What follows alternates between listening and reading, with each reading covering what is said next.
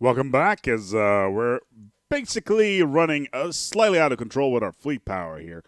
We currently have some issues due to Federation contribution when it comes to our fleet power, but also we're going to go and need to go through all of our planets and sectors and make sure that we actually have enough items on our star bases because every single upgrade on our star bases will improve the sheer amount of items that we have available in terms of the total fleet power. A maxed out a maxed out station is plus 15, and a lot of these are only plus 2 or plus 3 right now.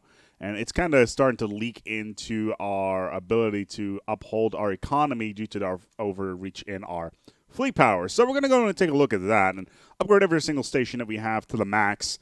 We do have a gargantuan amount of minerals, so getting that under control should not be a big problem. Quickly, going to go and take a check here at our boys down in here. Yeah, for minerals.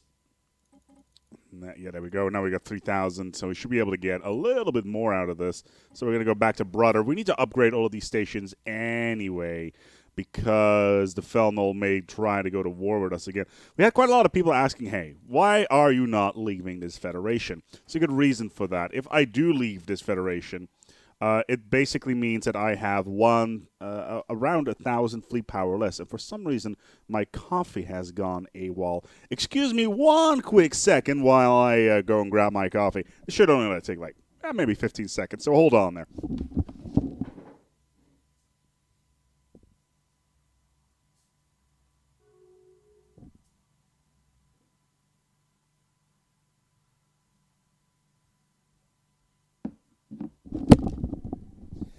It was on the other side of the room. I know it's a bit annoying because of the way that my recording setup works.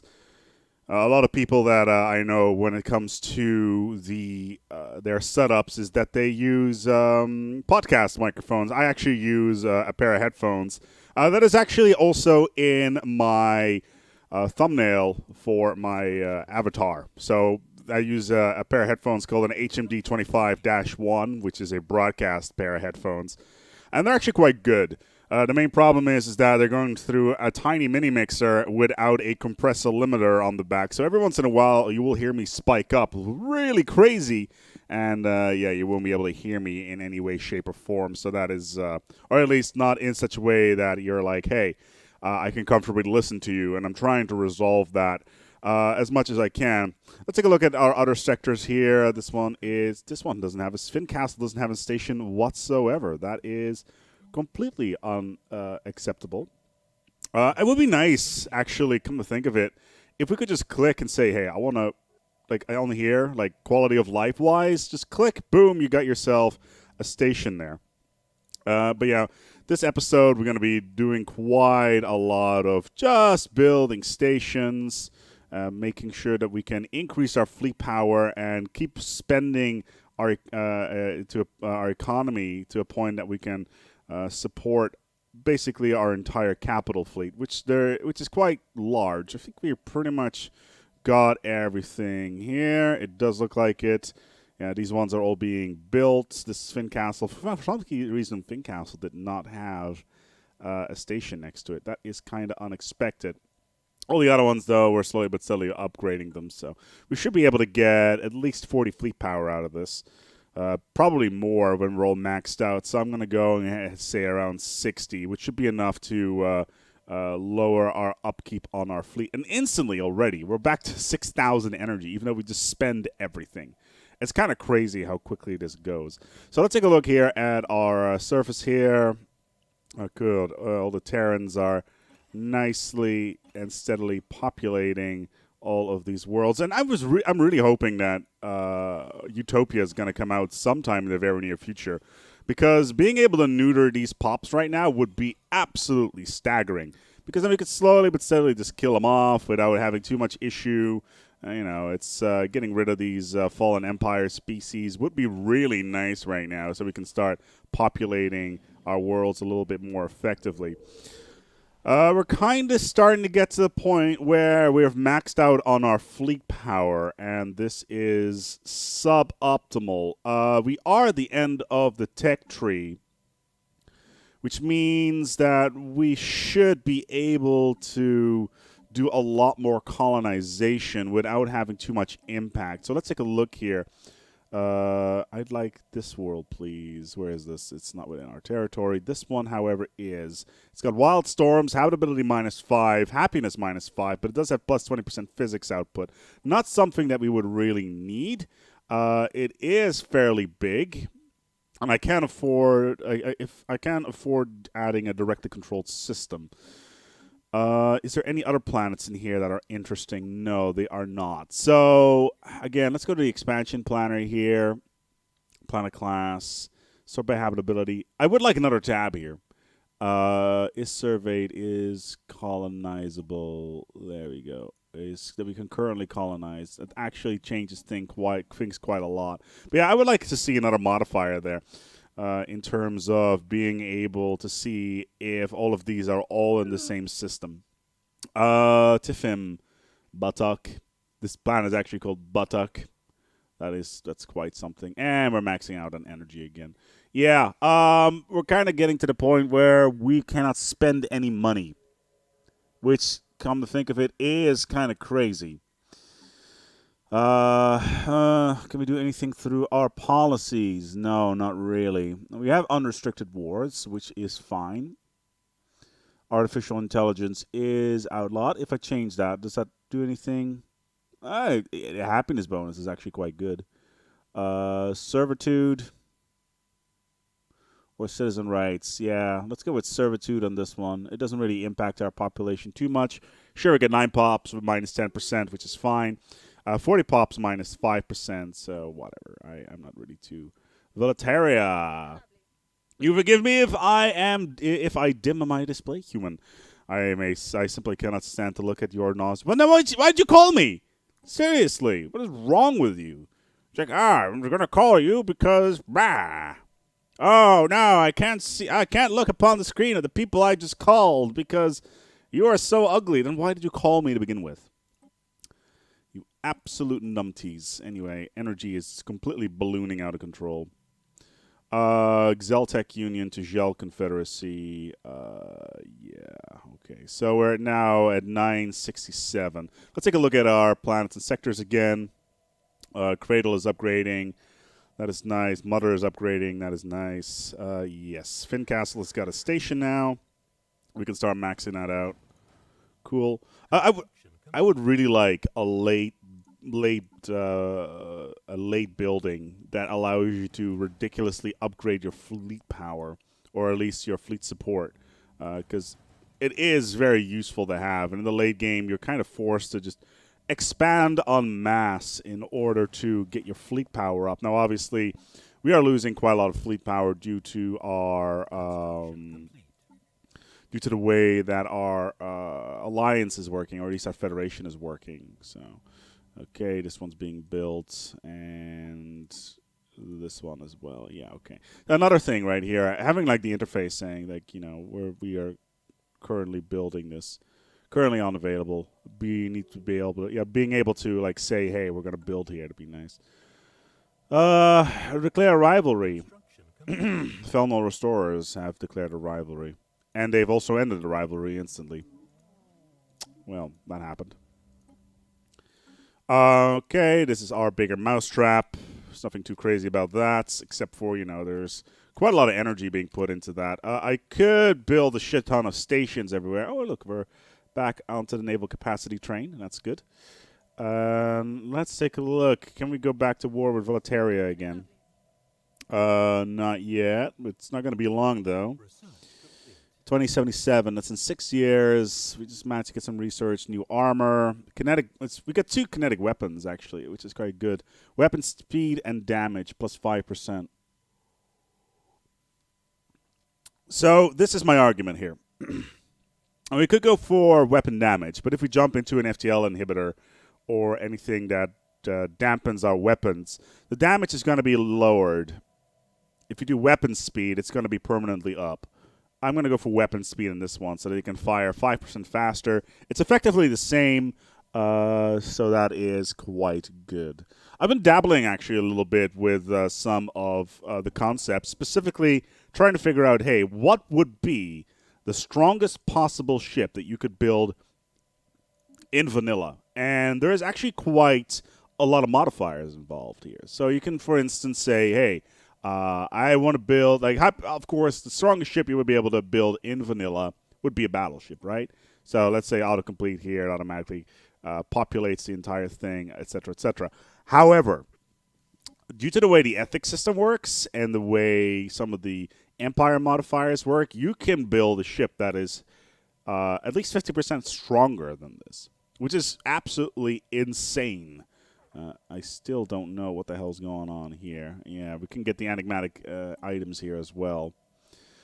Tracking +3, critical chance +3, chance to evade plus something as well, which is nice for the battleships considering they're soaking up so much damage at the moment. Oh man, we're at 9,999. And there we go, 1,101. 1,001, sorry about that. But yeah, we can take this to 9,999. We can go over that quite easily if we want to, but we should probably start constructing some more ships. Let me quickly pause the game here and trade for some of them minerals once again. There we go, back to 2,000. So how do we want to spend this? What is the most effective way of spending this? I'm going to try something really crazy. I was reading the comments, and in the comments, somebody said, you know, the Felnol Restorers, their shields are okayishly strong, which is fine. You know, you can. A lot of my ship designs are based around taking shields down as fast as humanly possible. Fair enough. Then they've got a metric fuck ton of armor, and you need to be able to cut through that in some way, shape, or form, which is why I'm going to build the following thing. So let's go into our design. Let's build a Corvette. Let's have it 3 weapon slots. So 3 weapon slots here on our Corvette. And then we go to our high slots, filter by slot size. All of these, if we look here, it's like ignores 50% of armor. Ignores 50% of armor, blah, blah, blah. Plasma thrower, 60% of armor. That's already quite good. Disruptor, 200% shield damage. That's quite nice. Nuclear missiles. They don't do anything in particular in terms of destroying armor. They just high DPS. Kinetic weapons, they do shield damage. Autocannon are very much generalist weapons. What I want is this. Small cutting laser. And you may think by yourself, why on earth would you want a small cutting laser? And it's because of the 100% armor ignoring. Small cutting laser is the only weapon in the game that ignores 100% of armor on these size of ships. You've got, of course, the battleships with the arc emitters. Arc emitters ignore 100% armor, 100% shields, but they will always be focused down. And good luck shooting a Corvette that moves super fast, has ridiculous combat evasion. This one has got an 80% combat evasion bonus due to the fact that it being Corvette. As well as adding all these other modifiers to it. I could potentially put... Let's actually play around with this for a second here. Let's put it on the destroyer. So, mediums and mediums. Can I put a laser on here? We can. Evasion's now 83 because of the way the size is. So let's go back to the Corvette. Do a small one here. We're already on 80% evasion because of our modifiers. And now we're going to put some other stuff on here. Chance to evade +6, chance to hit +3. Now our tracking should already be quite high on this. So special values, that's not it. Damage, armor, blah, blah, blah. So let's go and slap a enigmatic decoder on here, which I've never used on anything ever before. And put 3 mining lasers on here. Autocomplete. No. I want the enigmatic encoder. So basically the ship is pretty... Well, it's 81%. It's effectively impossible to hit. Okay. Right now, it's got enough shields. It's got some armor. It's fairly balanced.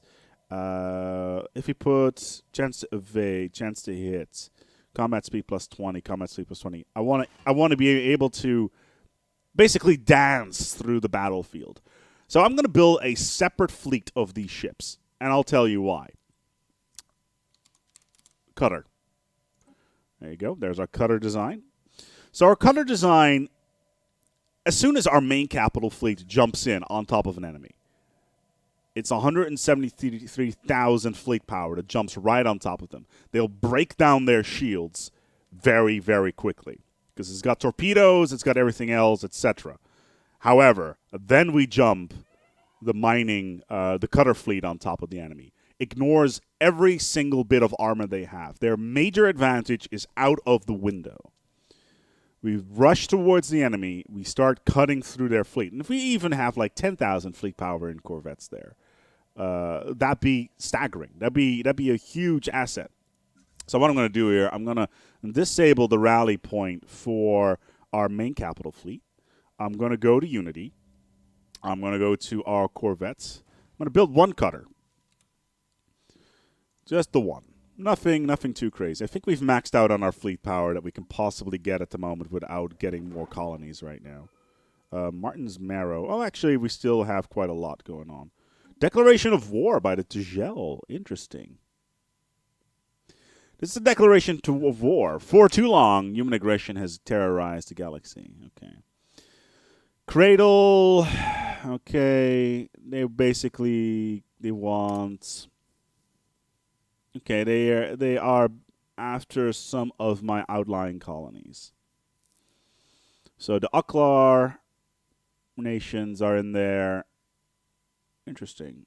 Okay, let's go to war. Who is in this war? The Hanfalier, the Amatrian Cooperative, and the Tugel Confederacy. And we've got the Zeltek, the Uklar, the Valetrian Sons, a whole bunch of other dudes, the Surkok combined territories. I wonder whether or not we got enough fleet power to deal with this. Let's take a look here. Equivalent, superior for now. And this is also another thing that I'm going to be trying out here. I am kind of curious whether or not they're going to be trying to jump straight into our bigger, better mousetrap. I hope they will, because that would make things exceptionally hilarious. Let's actually give them a standing invitation to jump into this. Actually, no, let's not do that just yet. Let's keep on moving our thing here. Cool. Okay, our leader has gained a level, which is fine. Where did that Corvette go? Did you automatically join the... Oh, they automatically joined the fleet because it was docked at Unity, obviously. There's a cutter class. It's all the way at the bottom. UI, why you being such a bitch. Okay, cool. It's in there. So let's split out this cutter class. God damn it, this UI, I swear to God. No, let's not merge. Let's not lose the merging of the two fleets there. Okay, so paused. Create new fleet. Oh my lord, are you serious? I just want one ship out of here. If not, I'll just manually scroll through all of these hundreds of ships. Oh lord. Okay, okay. Let's just move this ship to another planet, and then Unity can build their single Corvette. I think that's actually quicker than browsing through all of these damn things here. All right, the cutter will be done shortly. Okay, we got 192 fleet power here, and the Xeltec Union is actually engaging. Is this combat? It does appear to be combat. Okay, so let's set our fleet as. Okay, so can we support our capital, our Xeltec friends? Okay, they're jumping out right now, which is fine. Okay. Okay, so they've jumped out. Our capital fleet is coming into support. Oh my lord, that is... We can take them. We can totally take them. We're going to jump right on top of their main capital fleet and just take them down. Because we're... I'm done fucking around with this. Oh, wow. Alrighty then. Let's not do that. Okay, let's go back towards Unity and actually let's go back to Nutton and do something a little bit more productive with our time. Short range trapper and another construction ship, a long range trapper if we can build it. Actually, should probably upgrade this. Which one is building this stupid thing? Oh, Jesus. Oh, no. This could be exceptionally painful. Could be exceptionally painful. Oh, never mind. Hello, allies. As you notice, my PC is now slowing down to a proverbial crawl because, my lord, this is a lot of ships on the field. There's the enemy allied fleets, 113k. We may need to jump out of here at some point. Okay, so let's see if we can get as many cutters on here as possible. That is a lot of firepower. And this is a battle for the ages. This is probably one of the largest battles I've ever been in, actually. That is a redonkulous amount of firepower. And we are at a disadvantage. However, we've been in this engagement before. Our cruisers, their cruisers are significantly less than ours, and we've got, they're basically going for the equality sort of approach, whereas we have a far more balanced fleet. Their support ships will probably die relatively quickly, making our corvettes pretty much impossible to hit. I'm really curious how this is going to pan out. They're losing shields a lot quicker than we are. There's a lot of tachyons on the field. Oh, look, there's another support fleet of mine. Joining the fray. The Alliance fleet is here. This is a lot of potential to be very painful very quickly. Okay, what do we... If we can take down the Vanguard here, the 184, before all the other guys manage to engage us, we should be okay. What do we got in here? That's a lot of a lot of cruisers and battleships in here. But our firepower, oh my lord, this is an entire row of battleships back here. That's 61 battleships. They've already lost a big chunk of their battleships. Mainly because of our attack ships are basically skipping over all of their other ships and ruining them wherever they can. And there is a row of battleships back here as well. Let's actually take a look at these. Those are cruisers. Yeah, we're ripping their cruisers a new asshole very rapidly here. There you go. Okay, I can't actually select them. There we go. Because of the way. Yeah, our support ships have a large amount of tachyons on them. And we have lost maybe about 10,000 fleet power. They're losing battleships very rapidly at this moment. But this battle is going to rage on maybe for even 2 episodes, considering the amount of speed we're having here. That is a lot of firepower. Like, that is... I'm not going to lie. Like I said before, this is probably the largest fleet battle I have ever been engaged in this game. And that's saying quite a lot. I am not too happy with how this is, about the location of this. Ah, god damn it, their other main force has managed to engage us as well. What do we got over here? 64. That's 138. What's in here? A lot of them battleships. Let's hope that we can soak up as much power as energy as we can. 156. The main force is dying very rapidly. They lost all their corvettes. We still have 174 corvettes. I think our corvette numbers are pretty much outclassing them by quite some margin, and we're throwing torpedoes at them in very large amounts. Let's put it that way. Unity is building cutters en masse. Let's move in here as well with our cutter fleets. Let's turn our cutter fleet into a rally point. I'm just a bit worried about our flank here. Our flank is pretty much like we got all these cruisers and battleship destroyers in here, trying to take up the brunt of the firepower. But it looks like the Tagel Confederacy main fleet is dying exceptionally quick. They've brought in a lot of transport ship, maybe to buffer their fleet power. Who knows? But this is a battle for the ages.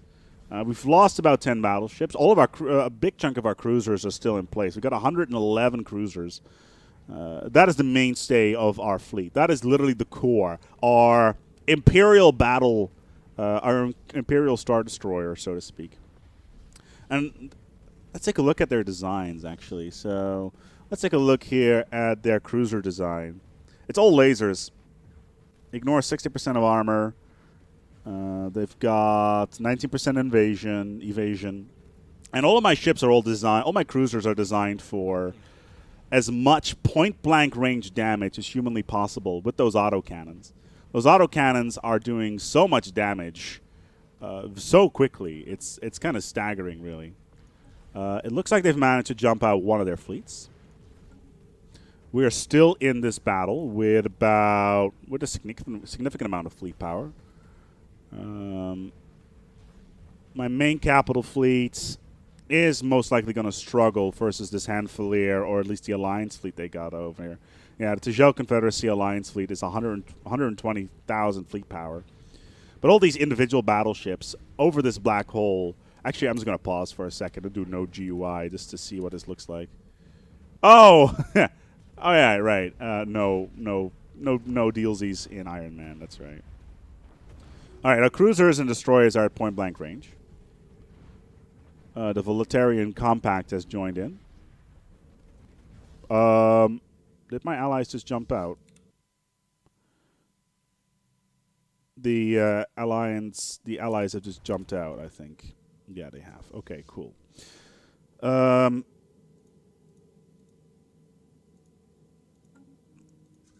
Where is my jump out button?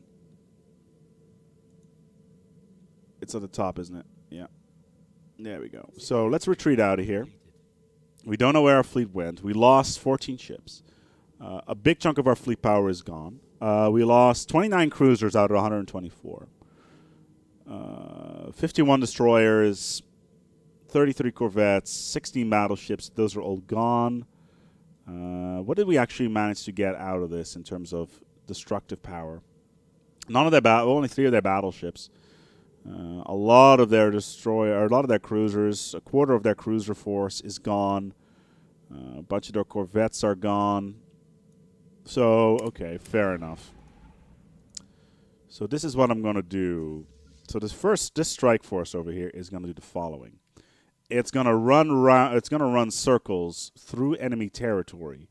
And it's going to see it as them as a target that needs to be destroyed as soon as possible. So because of the way the AI works, they should be chasing them pretty much for the rest of the game whilst I try to take down their fleets. Don't know where my capital fleet is at the moment. Okay, it is currently on low stuff. Okay, so I lost some cruisers there. The Blur class or the Shield Buster class. Well, we had a lot of firepower there. So let's take a look here at our standard cruiser design. Rapier assault cruiser. Yeah, this is pretty. Oh, okay. We've now upgraded this. Okay, so the Rapier is upgraded. Rapier. This fleet yard is basically designed to build as many cruisers as possible, which is fine. Cradle. You need synchronized defenses, which you have. Trade district is pretty far away, but it is going to need to build as many cruisers as we can. We also lost a fair chunk of destroyers in there. Oh, cool. My fleet has reappeared. So right now it's down to here. I'm going to try to make it to Penosta. It's 2 jumps through enemy territory. Let's hope that we can get through here. And the enemy fleet is relatively nearby. Okay. Oh, no. That is less than optimal. Okay, so our small strike force is moving through here. They've got... Oh, Jesus Christ. We should not be going this way. Situation log updated. Hostile fleet engaged. Oh, Jesus. Oh, Jesus. This is exceptionally dangerous. Situation log updated. Hostile fleet engaged. Hostile fleet engaged. There's the enemy capital fleet. That's about 90k. Hostile fleet engaged. Oh, Jesus Christ. This is really bad. Hostile 14 days till we can jump out. complete. 106,000 there. 105. 10 days. Oh, Jesus. 8 days. This is not a good idea. 93. 5 days. 87. 4 days. 79. 3 days. 2 days. 1 day. Click, click, click, click, click, click, click. Situation Oh. updated. All right. Jesus Christ. We lost pretty much all of our cruisers in that. That was a stupid mistake. We jumped straight into their FTL inhibitors. And so far, this war not going too well. But I'm going to wrap up this episode because we've been waffling on for the last 30 minutes. Until next time, take good care of yourselves and each other.